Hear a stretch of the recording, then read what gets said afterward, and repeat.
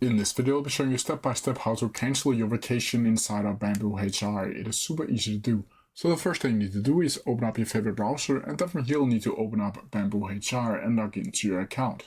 Once from here, it should be looking something like this. Now from here you'll need to go over to your info or my info up here in the left hand corner, and once you do that, it should be looking something like this where you can see your profile right here. Once from here you'll need to head over to time off, and from here you'll be able to see upcoming time off, and as you can see, these 10 days of my annual leave has been accepted.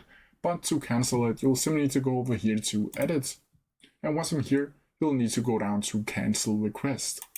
Once you click that, it'll ask you, are you sure you want to cancel this request, and you'll just need to click cancel, like so. And as you can see, time off request is successfully cancelled.